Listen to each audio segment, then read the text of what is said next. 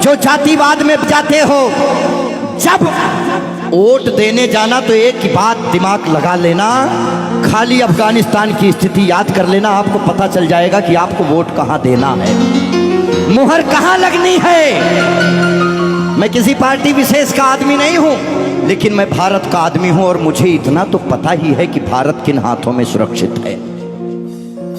इसीलिए ध्यान से ये जो जातिवाद में हम लोग बट रहे हैं उस पे है कि मन की हल्दी घाटी में राणा के भाले डोले थे, यूं लगता है वीर शिवाजी चीख चीख कर बोले थे।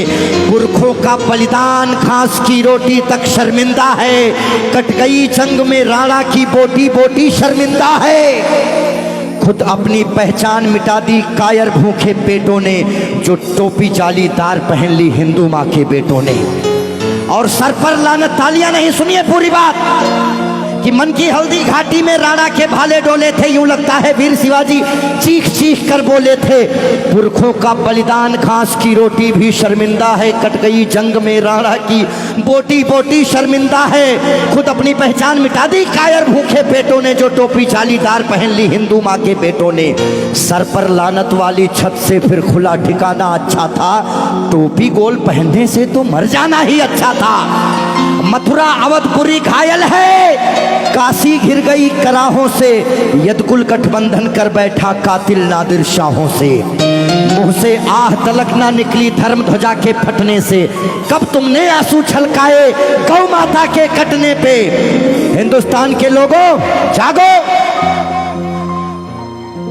कब तुमने आंसू छलकाए गौ माता के कटने पे। जागे नहीं अगर आज हम, तो ये प्रश्न पीढ़ियां पूछेंगी। हमारे पास दो ही ऑप्शन है, या तो हम अपनी आने वाली पीढ़ियों के लिए चेतावनी बन जाएं या मिसाल बन जाएं। ना हम कश्मीरी पंडितों को भूलेंगे और ना राम भक्तों पे गोलियां चलाने वाले को भूलेंगे। ये वही भारत है, ध्यान रखिएगा। किसी बहकावे में नहीं आना है कि कब तुमने आंसू छलकाए गौ माता के कटने पे, और जागे नहीं अगर हम, तो ये प्रश्न पीढ़ियां पूछेंगी। गन पकड़े हिंदुओं के बेटे और बुरके से लदी बेटियां पूछेंगी, बोलेंगी हे यार पुत्र इतना उद्धार किया होता, खतना करवाने से अच्छा हमको मार दिया होता। और सोते रहो सनातन वालों तुम सत्ता की गोदी में, पर सांस आखिरी तक भगवा की रक्षा हेतु लड़ूंगा मैं। शीश कलम करवा दूंगा पर कलमा नहीं पढ़ूंगा मैं, शीश कलम करवा दूंगा। आने याद रखना, हमारे भारत में 29 राज्य हैं, जिसमें से खाली 22 राज्यों में हम लोग बहुसंख्यक हैं, बाकी अल्पसंख्यक। इसीलिए मैं भजन भी गाता हूं, मैं जागरण भी करता हूं, क्योंकि मैं भारत, मेरा चैनल कभी भी बदल सकता है। अभी देशभक्ति चल रहा है, कभी कभी कपिल शर्मा लग जाएंगे, फिर कभी आस्था लग जाएगा।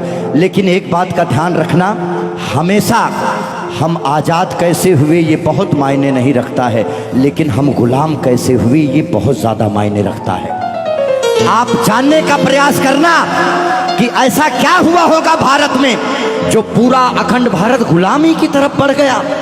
इस देश में जिनको चोर कहना था, जो मुगल भारत को लूटने आए, चाहे वो गजनी रहा हो, चाहे वो औरंगजेब, महान अकबर जिसको जिल्ले इलाही कहा गया, जिल्ले इलाही खुदा की परछाई को कहते हैं। और जो भारत के लोग अकबर को महान बताते हैं, जिल्ले इलाही शहंशाह अकबर, जिल्ले इलाही खुदा की परछाई को कहता है। ये कौन सा जिल्ले इलाही है जो दिल्ली में महिलाओं की मंडियां लगाता है, महिलाओं की खरीदी फरोश करता है? इतनी काली परछाई कौन से जिल्ले इलाही की हो सकती है?